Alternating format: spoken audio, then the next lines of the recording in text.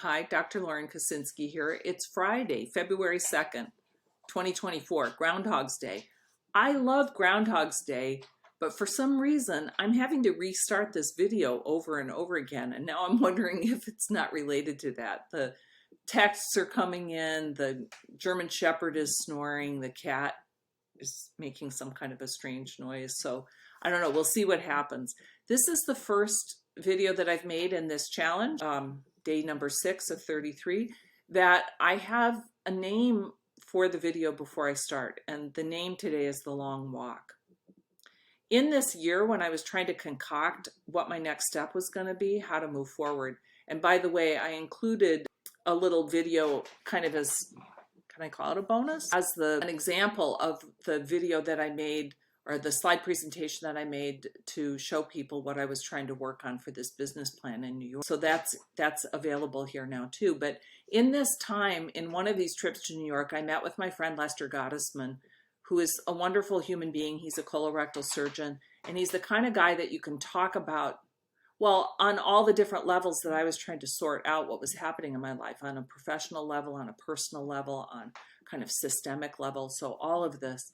And after dinner, I was tearful about things, and he said, Lauren, maybe it would be good for you to go for a long walk. I've done that at important times in my life, and it's helped me sort things out. And in the moment that he said it, it was not something that I'd considered at all, but in the moment that he said it, I thought, oh, I'm going to walk the Camino de Santiago. Now, I'd seen the movie The Way recently, and there are some other connections to about why I saw that movie, but I'm not going to include them in this because I'm trying to keep these short and sweet.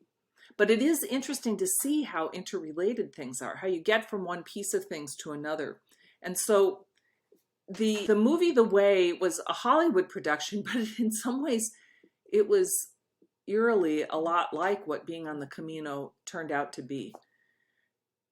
I don't know how that happens, and I don't think I could have made my life look like a movie, but there were things that were like that.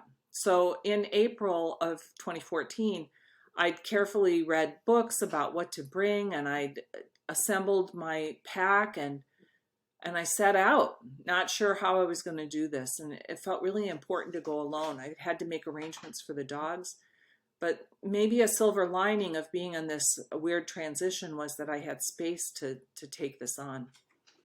So lots of things happened along the way, but what I will say is that, first of all, my heart cracked open, and I didn't see that coming. I mean, in a lot of ways, I'd lost faith in people, which is a little weird to say, or was shocking to me, I think, on some level, because of what was in my heart about my work. And clearly it had been a difficult year, and there'd been, well, shocking disappointments too. But on the Camino, almost everybody is there looking for something. I mean, they might come thinking they're just going to do something challenging and having an experience, or it's a social event. I mean, a lot of the Spaniards walk just a segment of it as a family or as on the day. I mean, I happen to be going at Easter. I don't identify as Christian, so it wasn't that aspect of pilgrimage that at the time appealed to me, although I did have an experience on the Camino that might be the first time in my life that I felt that God was speaking to me.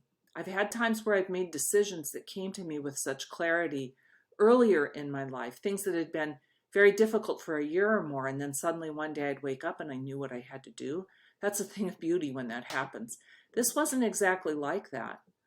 And it pertained to meeting. I met a man who I got involved with and had a very difficult 5-year relationship with, just about 5 years.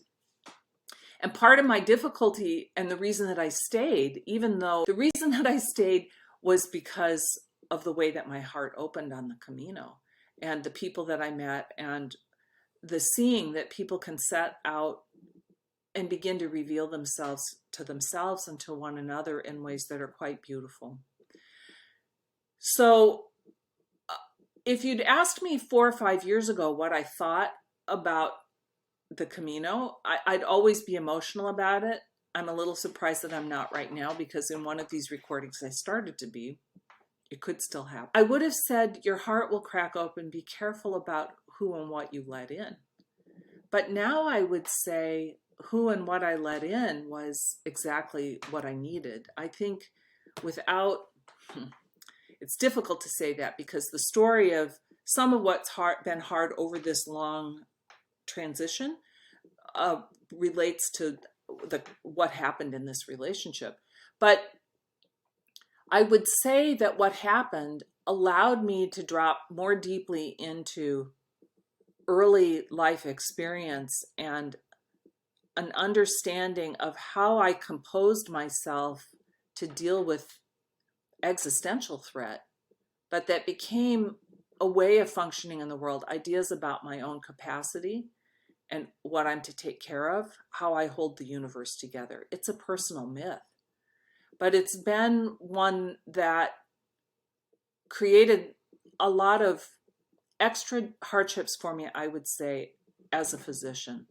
I don't think I'm alone in this, actually. I think a lot of how we come to medicine has to do with reckoning with these ideas about ourselves and what we've been called upon to solve or think we should solve or what we think our strength is. And it requires a lot of strength to do this work.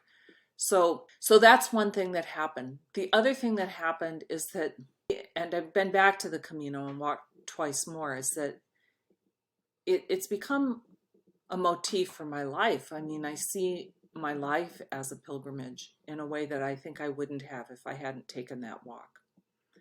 And we joke on the Camino about the yellow arrows that point the direction. And you can still get lost. You can still be inattentive for a moment or not see where it is. They're not uniform. They might be on the side of a building or in the road. And it's kind of a comfort in a way that all you have to do is follow the yellow arrows, figure out where you're going to sleep and eat, carry your stuff, and talk with people and talk with yourself. And you think at the end, I did, and many of us joked that there weren't yellow arrows in life. It was too bad. And what I would say about that now is that I think there are. We just don't pay attention to them a lot of the time. There are lots of things that are telling us what the right way is for us to go find ourselves, to find each other, and we don't pay attention. So my invitation in today's talk, today's conversation, is for you to think about what it might look like for you to take a long walk yourself. What would have to happen? What would you think about? What would you like to experience in that? What do you imagine it could be? Then maybe also think about in what ways your life or your work as a physician is or isn't like a pilgrimage. And by pilgrimage, I mean taking a long walk without a sense of what's to come next and feeling increasingly comfortable with the idea that the universe provides. I mean, we often said this on the Camino provides. And in a certain way, when we suspend our expectations about what we have to have or what's coming, it's quite astonishing what does come. Yeah, it's not pretend.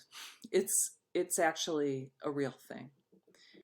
And I think there's something to carry from this experience into everything that we do. So that's today's video. I'll see you in the next one. Happy Groundhog's Day.